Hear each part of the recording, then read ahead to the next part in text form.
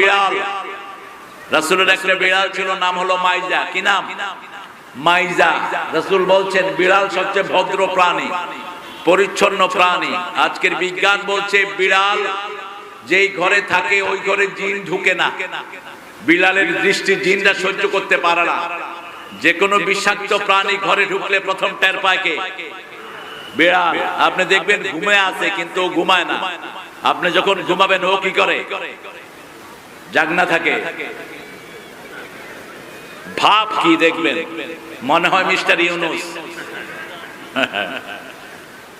কাজের কাম কিচ্ছু না, শুধু ভাব। এরকম করে তাকায়। সাপ ঢুকলো সবার আগে টের পাবে বিড়াল, ছোট হোক, গিয়ে আসতে সামনে বসে থাকবে। যখনই ছবল তুলবে ঠাস করে থাবড় মারবে। ছবল তুললি কেন? পারুক আর না পারুক। আজকের বিজ্ঞান বলছে বিড়ালের শ্বাস প্রশ্বাস বাচ্চাদের জন্য উপকারী। যে ঘরে বিড়াল থাকে এই ঘরে বাচ্চাদের শ্বাসকষ্ট থাকে না। অনেক উপকারী। বিড়াল পেশাব পায়খানা করে কি করে? ডেকে রাখে। আর আপনারা কি করেন? রাস্তার পাশে পেশাব পায়খানা করে হাইটে চলে যান। আপনাদের চেয়ে বিড়াল ভদ্র, ঠিক কিনা? বিড়াল কখনো এমন জায়গায় পেশাব পায়খানা করে না যেখানে মানুষ পাড়া দিবে। একটু দূরে গিয়ে নিজের সেফ গার্ড অনুযায়ী করে। কুকুরকে ঘরে ঢুকাবেন, এক কেরাত সওয়াব কমে যাবে। একজন লোক মারা গেল, তার জানাজা পড়াবেন, এক কেরাত সওয়াব পাবেন। তার ধোয়াবেন, এক কেরাত সওয়াব। তাকে আপনি দাফন করবেন, এক কেরাত সওয়াব। সাহাবায়ে কেরাম বলেন মা হুয়াল কেরাত? কেরাত কি? রাসূল বললেন জাবালাতাইন আযীমাতাইন, দুটি বিশাল পাহাড় পরিমাণ সওয়াব দান করে দিবেন কে?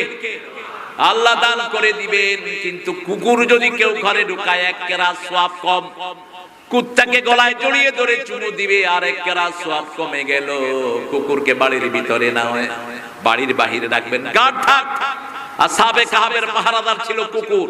এই কুকুরটা জান্নাতেও থাকবে। সুবহানাল্লাহ বলতে ইচ্ছা করে না। কি বরকতি কুকুর ছিল এটা।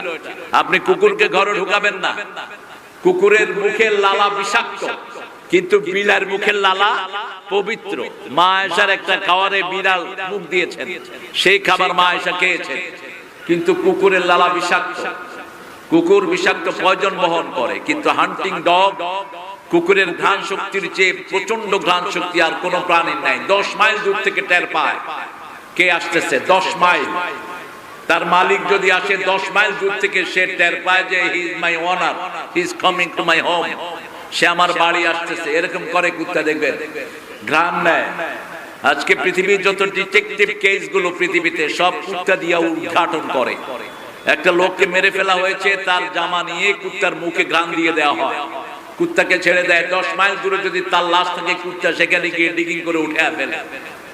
কিন্তু এত কিছুর পরেও কুকুরকে ঘরের ভিতরে জায়গা দেয়া যাবে না। কোন হিংস্র প্রাণী পালন করা ইসলামে হারাম। বাঘ, সিংহ, তারপরে সাপ, এগুলো ঘরে পালন করা কি হারাম। এদের ব্রেন নাই। এরা কোন সময় মালিককে আক্রমণ করবে কেউ জানে না। হঠাৎ করে খেলতেছে মালিকের সাথে, ঠাস করে এক চড় মেরে বসছে। মালিকের সাথে খেলতেছে, মালিককে পেঁচিয়ে ফেললো। এই জন্য এই সমস্ত বিষাক্ত কোন প্রাণী যেন ঘরে না পালে।